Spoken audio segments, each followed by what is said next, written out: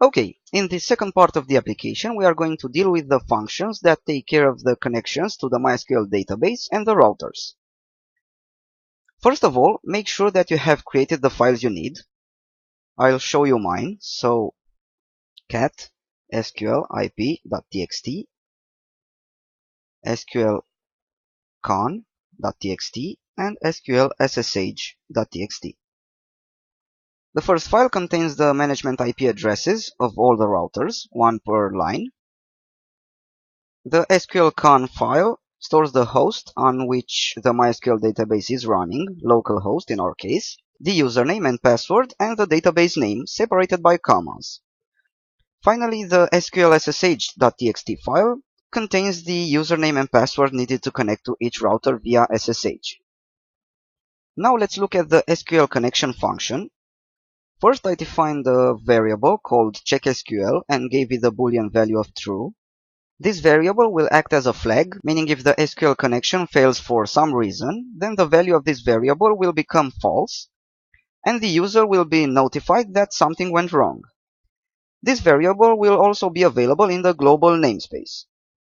Next, the program will open the file storing the SQL connection credentials. In our case, it's sqlcon.txt. It will open the file for reading, and it will use the seek of zero method to always read from the beginning. Remember that in this file we have localhost, the username and password, and the database name on the same line separated by commas. So to extract each of these parameters, we should split by the comma delimiter and use indexes. Make sure each time you read the file, you do it from the very beginning. So this piece of code right here splits and reads the parameters needed for the SQL connection. Next, using a try except block to capture any errors that might be generated by MySQL, we are using the values extracted above to connect to the database. So, using this line over here. We've discussed this procedure in the Python and MySQL section. We are actually creating the connection, then initializing a cursor object, and we are using that cursor to execute SQL commands on the database. The first command to send is usenetmon to make sure you are operating on the correct database. Now notice that this SQL connection function takes two arguments. Let's see it right here. The first argument represents the SQL command, and the second argument will be the values you want to insert into the database table row. We will soon see how this works. The final step is to save the changes we make to the database using the commit method. Now, if while running this try block, the program encounters any MySQL errors, then it will generate and open a file for appending. Notice this file right here, in the current directory called sqlerrorlog.txt, and it will print that error in a format we specify along with a timestamp generated by the datetime module. Inside the same except block, the program closes the log file, as you can see right here using the close method, and turns the checkSQL flag to false. At the end of the function, we should also remember to close the sqlcon file to avoid any file-related errors. Next, we bump into a function we've already seen and used, the openSSHcon function, which opens the sqlssh.txt file we pass as an argument, splits the username from the password, right here, and uses these credentials along with the IP address given as argument to open an SSH session to the device, using this piece of code right here.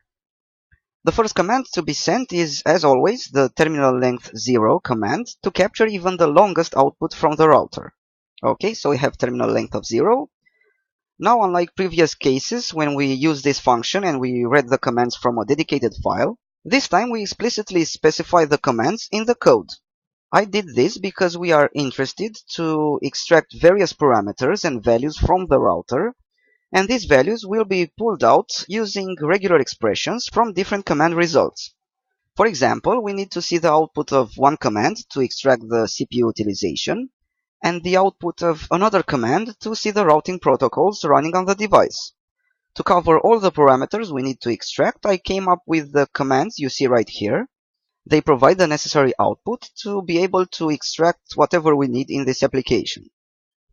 For better readability, I decided to enclose them by triple quotes, so we can see them on different lines, but I used the line continuation character to avoid any new line characters being inserted between the commands.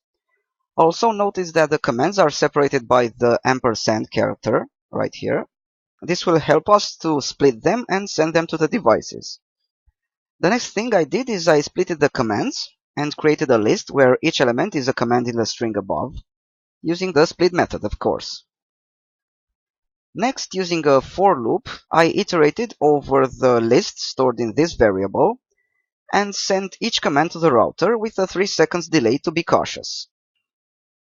Also, I closed the file needed for the SSH connection, stored the combined output of all those commands into a single variable, and as a safety measure, I covered the invalid input detected Cisco CLI error using an if-else block. As a tip, when typing a comma at the end of a print statement, this will prevent the addition of a new line there. From what I know, this is no longer valid in Python 3, but in Python 2 it works. Now let's see part 3 of this application.